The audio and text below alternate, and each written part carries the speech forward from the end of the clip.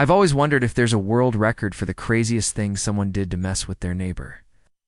If there is, I bet my old farm truck that my old HOA president, a woman I'll call Karen, would totally win. Picture this, one cold Tuesday morning. I woke up to find 5 huge shipping boxes.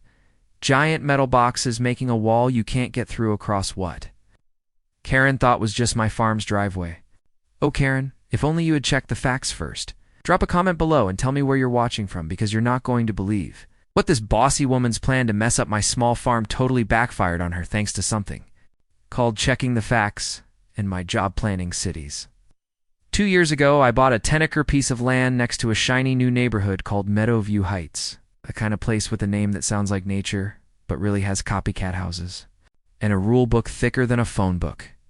My land was old, a leftover piece from way back when, complete with an old farmhouse, a good barn, and most importantly, a way to get there via a dirt road I'll call Liberty Lane. This wasn't just my driveway, it was a legal path written into papers 70 years before Meadowview's first big fancy house was built. I'm a city planner for my job, so details are what I do best. I'd looked at every map, paper, and ownership document before buying. My way to get there was totally protected. I dreamed of a small organic farm, vegetables, a few chickens, maybe a couple of rescue goats. Quiet, good for the earth, perfect. But Karen had other plans, none of which involved peace, unless she was the one making the rules. Karen was the unbeaten ruler of Meadowview Heights, using her HOA hammer like a magic wand. She was a sight in fake designer shirts, her fake tan getting darker with every time someone upset her.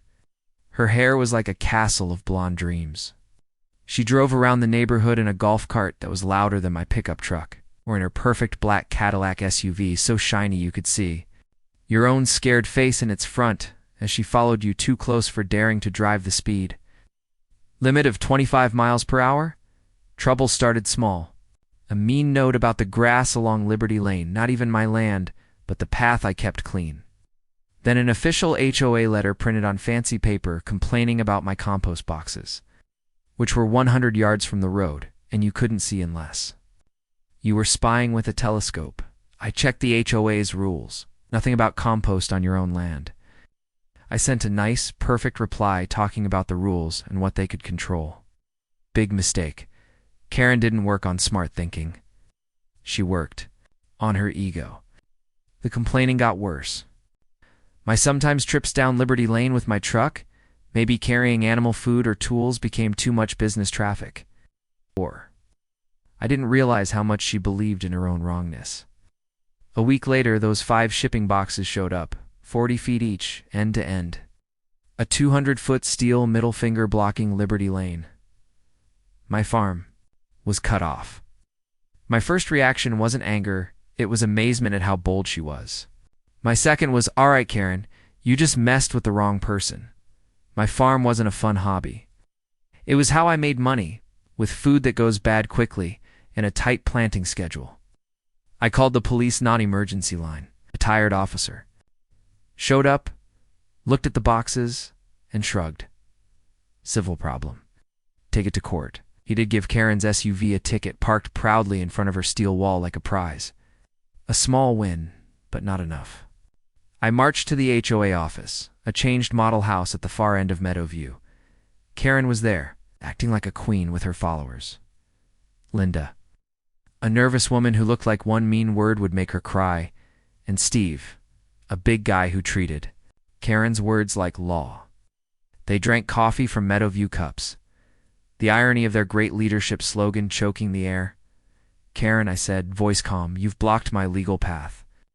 Move those boxes today. She smiled meanly, eyes shining with nastiness. Safety measures, dear. Liberty Lane is HOA property and we're stopping damage from your heavy machines. I reminded her of my paperwork. Steve puffed up, saying the group voted. It's done. Linda stared at her cup. And how will you get to this office now? I asked. Karen pointed at a strip of grass beside the building. Clearly not a road, we're fine. Worry about your little farm. I left, taking photos of the boxes in Karen's car. Back home, My city planner brain started working. Karen thought she'd blocked a driveway.